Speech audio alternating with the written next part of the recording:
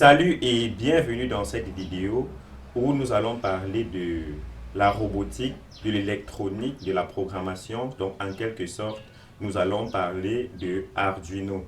C'est quoi Arduino? Arduino, c'est une technologie qui permet de prototyper des projets en robotique.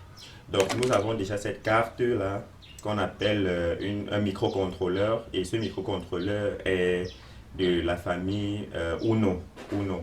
Il y en a plusieurs types. Et donc, durant le cours, en fait, on va présenter les fonctionnalités d'un microcontrôleur, qu'est-ce que c'est et tout ce qui va tourner autour.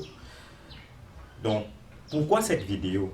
Cette vidéo, en fait, est destinée pour des personnes qui souhaitent avoir des bases en électronique et qui euh, souhaitent également faire de la robotique avec un peu de programmation et aussi avec le peu de matériel qu'ils ont autour d'eux et qui ne coûte pas vraiment cher.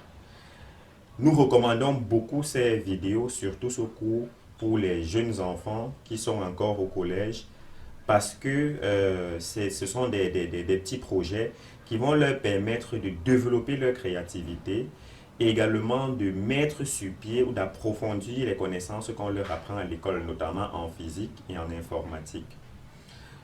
Donc, je vais vous présenter déjà les différents éléments que nous allons utiliser. Peut-être il y en a d'autres qu'on va utiliser que je n'ai pas encore et que peut-être plus tard je mettrai à disposition. Donc, je vais commencer par présenter, comme on a parlé précédemment, ça c'est un microcontrôleur de type Arduino. Lui, c'est le cerveau de notre travail. Donc, on aura le temps de revenir dessus. On aura besoin de ceci qu'on appelle une plaque à essai. Cette plaque à essai va nous permettre de connecter les composants, un peu comme sur des plaques perforées qui constituent généralement les cartes mères de nos circuits. Nous allons avoir en plus ceci qui est un moteur. Puis nous avons ce composant qui est un moteur step by step. Ah non, ça c'est un servomoteur, pardon. Un servomoteur qui a également son utilité, on verra à quoi ça va servir, comme par exemple réaliser des radars avec des petites rotations comme ça de gauche à droite. Nous avons ceci qu'on appelle un joystick. Ça vous rappelle pour on va dire quoi, les passionnés de jeux vidéo. Ça ressemble à l'analogue pour vos manettes. Donc on va appeler ça joystick. On a ceci qui est un buzzer. Donc c'est une alarme. Produit un son en fonction du type de courant qui lui est envoyé. Donc ça c'est un buzzer, une alarme. Nous avons ce composant qui est un testeur de niveau d'eau. On va également l'utiliser. Nous avons la boîte à tournevis qui peut nous servir ou pas. Bon, ça dépend. Mais c'est toujours bien de l'avoir. Nous avons ceci qui est un MQ2.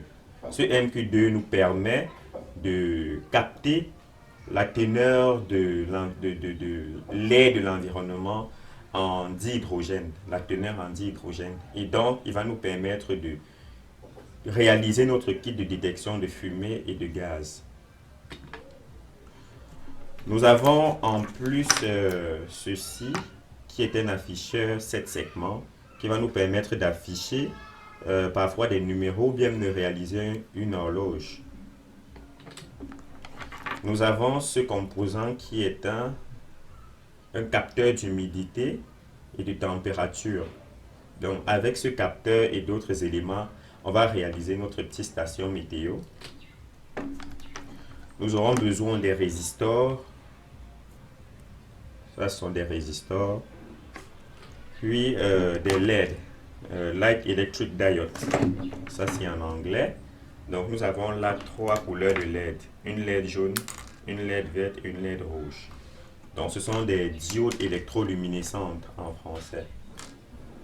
Ils vont nous permettre d'afficher parfois des voyants pour signaler le fonctionnement ou les dangers en fonction du circuit que nous allons réaliser. Ça, c'est un câble USB qui va nous permettre de connecter notre carte Arduino à l'ordinateur. ça c'est un pistolet à colle. Ce pistolet à colle utilise un silicone comme ça qui sont des cartouches de recharge et avec la chaleur le silicone est consumé et se transforme en une pâte qui nous permet de coller les composants sans toutefois les souder ou bien les verrouiller. Donc une sorte de collage qu'on peut en fait décoller plus tard pour pouvoir réaliser ou bien réutiliser les composants. Là, on a un écran LCD 16 x 2, donc c'est-à-dire 16 en termes de lignes. Donc le nombre de lettres qu'on peut afficher, c'est 16 et on peut afficher ces 16 lignes là sur deux. Ces 16, voilà, ces 16 caractères là sur deux lignes. Donc deux lignes et 16 colonnes. Voilà.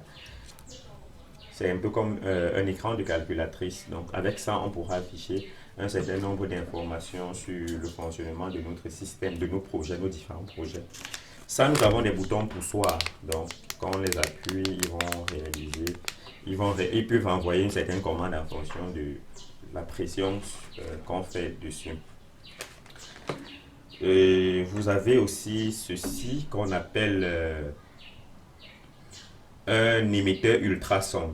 Donc, il va fonctionner un peu comme avec l'écholocation, un peu comme la chauve-souris, c'est-à-dire émettre un signal lorsque émettre un signal sonore de basse fréquence, l'ultrason, et donc d'un côté il va émettre le son et de l'autre côté il va recevoir l'écho. Alors s'il reçoit un écho, ça veut dire que devant, à un niveau, il y a l'obstacle qui a été rencontré et ça peut nous aider à réaliser par exemple des radars, des capteurs de présence pour savoir si une personne qui se tient ou un objet qui se tient à un certain niveau ou à une certaine distance de notre kit, quoi. Nous aurons également besoin des fils conducteurs ici qu'on va appeler des jumpers. Et là, on a trois variantes de jumpers. On a les jumpers mâle-mâle. Donc, vous allez voir que les deux bouts, il y a des pointures là. Nous aurons besoin des jumpers mâle-femelle. Donc, d'un côté, on a une sortie piquante et une entrée qui est un trou. Donc, là, on peut faire ça. Donc ça c'est un jumper mâle-femelle. Et à la fin on aura besoin d'un jumper femelle-femelle. Je regarde ça dans mon stock de jumper.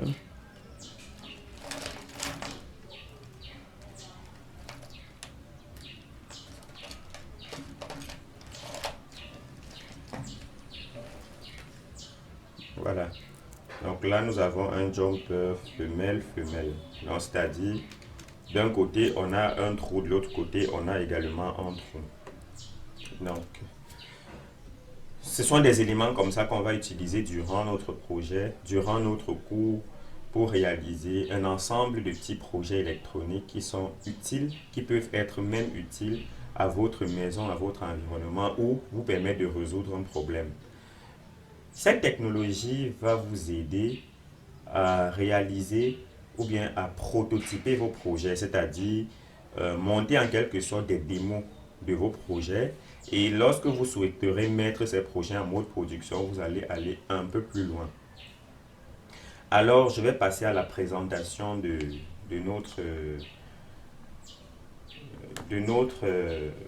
contenu, en fait, le sommaire de notre cours, bien le plan de notre cours, voilà. Donc, en premier, nous allons faire la découverte de la plateforme Arduino. Deuxième point, le logiciel Arduino IDE, qui est ce logiciel qui va nous permettre d'écrire du code Arduino et de le compiler et de l'envoyer dans notre carte Arduino qu'on a présentée précédemment. En troisième point, nous allons parler des bases de l'électricité. Donc, on va entrer un peu dans la physique pour ceux qui ont fait un peu de physique au lycée. On va faire un peu de physique et voir comment ramener ça au niveau de notre projet, de notre cours. En quatrième point, nous allons commencer avec les circuits électriques. Donc, ce sera notre premier projet. On va réaliser un petit circuit électrique. En cinquième point, qui sera notre deuxième projet, on va faire clignoter une LED. En sixième point, nous allons faire une introduction aux variables. Notion de variables, ça c'est déjà de la programmation. Septième point, on va réaliser un feu de signalisation. En huitième point, on va faire varier la luminosité d'une LED. Donc, faire qu'une LED soit beaucoup plus brillante ou beaucoup moins brillante et voir comment est-ce qu'on programme cela. Un autre point, ce sera les inputs de type numérique. Donc, sur notre carte Arduino, on a un ensemble de broches. Et on a des broches qui sont de type analogique et des broches qui sont de type numérique. Les broches, ce sont des différentes entrées et sorties qui permettent de communiquer entre cette carte et les différents éléments que j'ai cités, que j'ai présentés juste après la présentation de cette carte. Donc, on va parler des broches numériques. On va parler également, en prochain point, des broches analogiques. Et après, on va parler du potentiomètre. Le potentiomètre, c'est ce composant que je n'ai pas présenté, qu'on appelle aussi le rhéostat, qui va nous permettre de faire varier l'intensité du courant dans le circuit ou bien l'intensité de courant qui entre dans un composant précis. Par exemple, je vais faire tourner un moteur et je vais accélérer sa rotation. Je peux utiliser ça. Tout comme pour allumer une LED, je peux utiliser ceci pour faire varier sa luminosité. Ou bien la tonalité d'une alarme, je peux décider de faire varier le volume, quoi. Un autre point, on va construire une station météorologique. On va utiliser un ensemble d'éléments pour construire notre petite station météorologique qui va capter température, humidité et autres. Et ensuite, le dernier projet que nous allons faire, nous allons construire un kit de détection de fumée et de gaz. Ce kit qui va capter le gaz et émettre un signal sonore en présence du gaz ou bien de la fumée dans un environnement. Ce qui peut par exemple aider dans des salles dans des maisons, à la cuisine, dans des salles de serveurs et autres. Bref, partout où on évite la présence du gaz ou de la fumée.